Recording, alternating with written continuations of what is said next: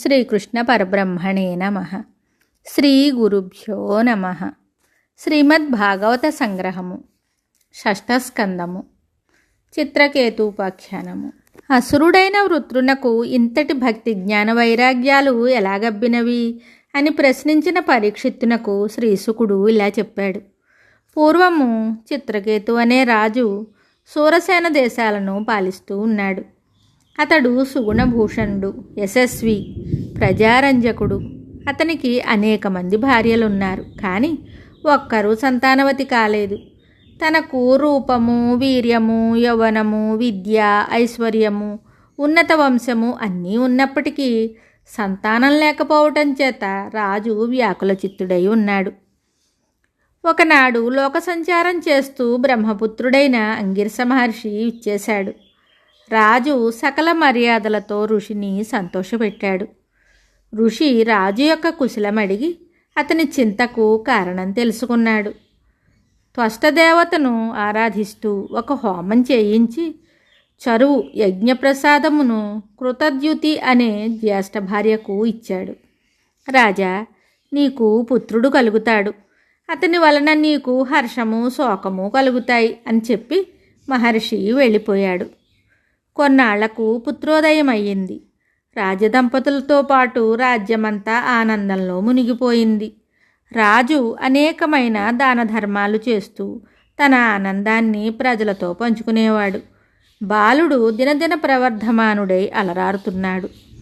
రాజు ఇప్పుడు పెద్ద భార్య నివాసంలోనే ఎక్కువ సమయం గడుపుతూ కుమారునితో కాలక్షేపం చేస్తూ ఉండటం చేత తమకు సంతానం కలగలేదనే చింతతో పాటు భర్త తమను అలక్ష్యం చేస్తూ పెద్ద భార్యనే ఎక్కువగా ఆదరిస్తున్నాడనే అసూయ ఇతర రాణుల్లో రాజుకున్నది. అసూయ ఎంతటి ఘోర పాపానికైనా ప్రేరేపిస్తుంది. రాణులు కుట్ర పన్ని వరపుత్రునికి విషం పెట్టించి చంపించి వేశారు.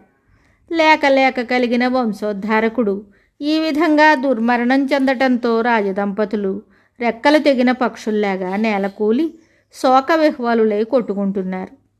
ఈ శోకవార్త రాజ్యమంతా వ్యాపించి అందరినీ దుఃఖంలో ముంచివేసింది. ఆ తల్లిదండ్రుల్ని ఓదార్చే శక్తి ఎవరికీ లేకపోయింది. విషయం తెలుసుకుని అంగిరస మహర్షి నారదునితో సహా వచ్చి రాజుతోటి ఇలా అన్నాడు. మహారాజా, మీ ఇద్దరూ ఈ విధంగా శోకింపతగదు. బాగా ఆలోచిస్తే ఈ బాలునితో మీకు ఎలాంటి సంబంధము లేదని మీకే తెలుస్తుంది. ఈనాటి బాంధవ్యాలు గడిచిన జన్మలలో లేవు. మీరు ఇతనికి ఎన్నవ తల్లిదండ్రులో తెలియదు. నదీ ప్రవాహంలో కొట్టుకొని వచ్చే ఇసుక రేణువులు ఒకచోట కలిసి విడిపోయి వేరొక చోట వేరు వేరు ఇతర రేణువులతో కలిసి విడిపోతూ కొట్టుకొని పోతూ ఉంటాయి. ఈ విధంగానే జీవులు కాల ప్రవాహంలో కలుస్తూ విడిపోతూ ఉంటాయి. ఈ తాత్కాలిక సంయోగ వియోగాలను జనన మరణాలంటారు.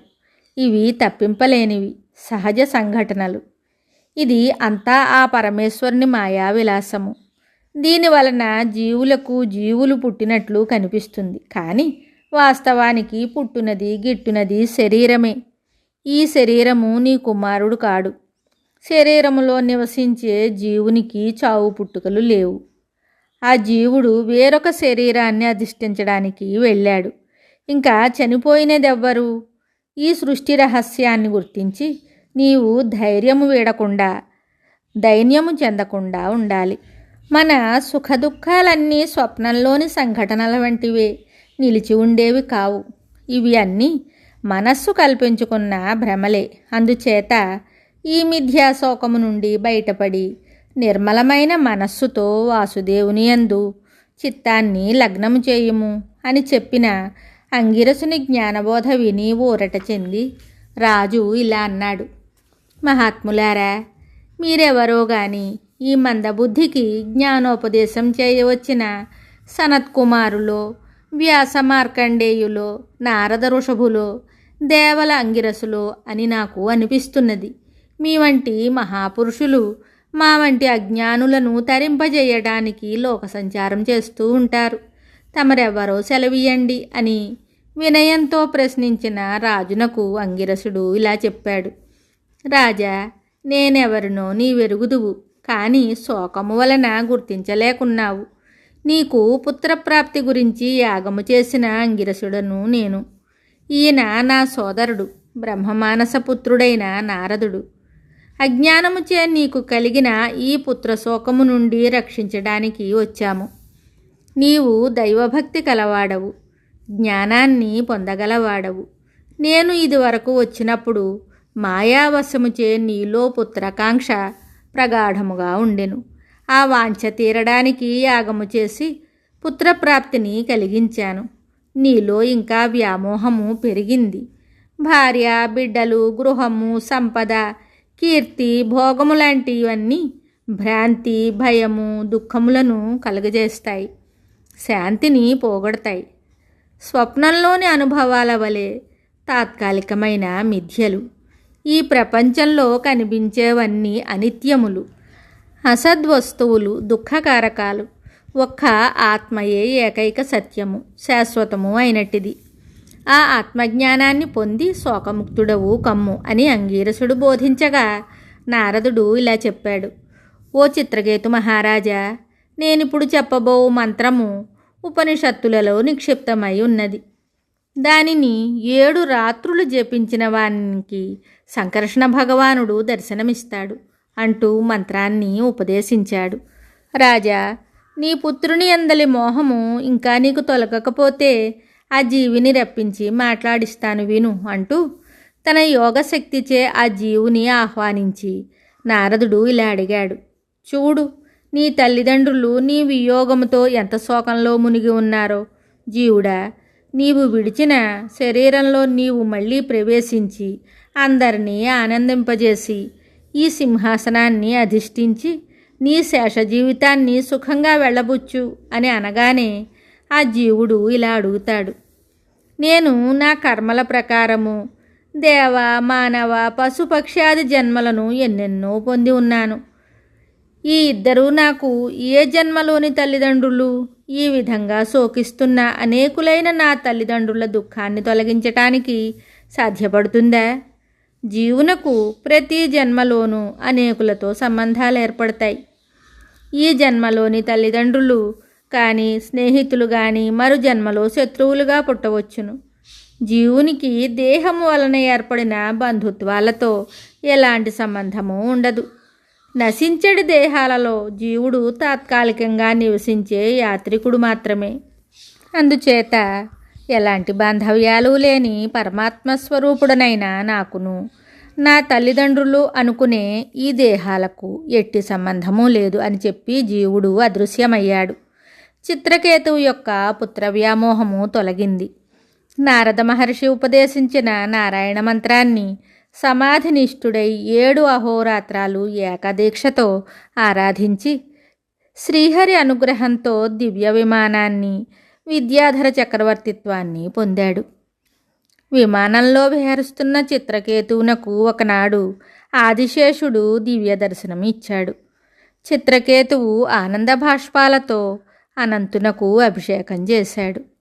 అతని స్తోత్రాలకు సంతసించి అనంతుడు ఇలా అన్నాడు. అంగిరస నారద మునులు బోధించిన తత్వము వలన నీవు నా యథార్థ స్వరూపాన్ని తెలుసుకొంటివి కనుక నన్నిప్పుడు దర్శించగలిగావు. లోకంలో నరజన్మ పరమ దుర్లభమైనది. ఈ జన్మలోనే ఆత్మస్వరూపం తెలుసుకోవాలి. సుఖప్రాప్తికై దుఃఖ నివృత్తి కోసం ప్రయత్నిస్తూ కోరికలతో కర్మలు చేస్తూ ఉంటారు కనుక మనుజులకు దుఃఖమే లభిస్తుంది. నన్ను విస్మరించి సంసార బంధంలో చిక్కుకున్న వారికి మోక్షము సిద్ధించదు. నన్ను భక్తితో ఆరాధించువారు తరిస్తారు అని చెప్పి అనంతుడు అంతర్ధానమయ్యాడు. చిత్రకేతువు యక్ష కిన్నెర కాంతల చేత భగవంతుని దివ్యలీలా గాథలను గానం చేయించేవాడు, నాట్యం చేయించేవాడు, భగవద్భక్తులను అర్చించేవాడు. పార్వతీ శాపము. ఒకనాడు చిత్రకేతువు కైలాస పర్వతంపై విమానంలో విహరిస్తూ ఉండగా ఋషులు, సిద్ధచారణాదులందరూ కూడి ఉన్న సభకు పార్వతీ సమేతుడైన పరమేశ్వరుడు అధ్యక్షత వహించి ఉన్నాడు. శంకరుడు పార్వతీదేవిని తన తొడపై కూర్చుండబెట్టుకుని ఒక చేతితో ఆమెను ఆలింగనం చేసుకుని ఉండడం చిత్రకేతువు చూసి అట్టహాసంగా నవ్వి ఇలా అన్నాడు. అయ్యో, ఇదేమిటి? పరమశివుడు అందరి మధ్య సిగ్గు లేకుండా పత్రిని కౌగలించుకుని కూర్చున్నాడు. ఈ మాటలు విని శివుడు చిరునవ్వు నవ్వి ఊరుకున్నాడు. బ్రహ్మాది దేవతలు మునులు ఏమీ పట్టించుకొనకుండా తమ స్తోత్రాలను కొనసాగిస్తున్నారు. పార్వతీదేవికి మాత్రం కోపం వచ్చింది. ఇలా అన్నది, బ్రహ్మాది దేవతలకు, భృగు కపిల నారదాది మహర్షులకు ఆక్షేపణీయంగా కనిపించని శివపార్వతుల అభిన్న సాన్నిహిత్యము ధూర్తుడైన ఈ క్షత్రియునకు విడ్డూరంగా కనిపించిందా? శివశక్తి తత్వము వీనికేమి తెలుసు? ఈ అహంకారి విష్ణుపాద సేవకు కూడా అర్హుడు కాడు. ఇతడు శిక్షార్హుడు, అసురుడై పుట్టుగాక అని శపించింది. చిత్రకేతువు విమానం దిగి పార్వతీ పరమేశ్వరులకు సాష్టాంగ ప్రణామాలు చేసి ఆ దేవితో ఇలా అన్నాడు, జగజ్జనని, నీ శాపాన్ని శిరసా వహిస్తున్నాను. పూర్వజన్మకృత కర్మఫలాన్ని ఎవ్వరైనా అనుభవించక తప్పదు. దేహమే ఒక బంధమైనప్పుడు అది మానవ దేహమైన దానవ దేహమైన ఒకటే కదా. నేను చేసిన అపరాధానికి చింతిస్తున్నాను. నన్ను మన్నించు. కర్మఫలాన్ని అనుభవించాలి కనుక శాపాన్ని తగ్గింపుమని కూడా కోరను అని సెలవు తీసుకుని వెళ్ళిపోయాడు. పరమశివుడు పార్వతితో ఇలా అన్నాడు, దేవి, విష్ణు భక్తులకు అంతా సమానమే, ద్వంద్వాతీతులు. నారాయణుడు సర్వాంతర్యామి అయి ఉంటాడు కనుక వారికి అందరూ ఇష్టులే. ఈ చిత్రకేతువు తనకు శక్తి ఉండి కూడా నిన్ను తిరిగి శపించలేదు కదా అని చెప్పగా ఆమె ప్రసన్నురాలయ్యింది. ఈ విధంగా శపించబడిన చిత్రకేతువు త్వష్ట ప్రజాపతి చేసిన యజ్ఞంలో దానవునిగా ఉద్భవించి వృత్రాసురునిగా ప్రసిద్ధిగాంచాడు. అందుచేతనే అతడు రాక్షసుడై ఉండి కూడా తన ఆత్మజ్ఞానాన్ని కోల్పోకుండా భక్తునిగా వ్యవహరించాడు అని శ్రీశుకుడు పరీక్షిత్తుతో చెప్పాడు. మిగతా కథ తరువాయి భాగంలో తెలుసుకుందాము. శుభం.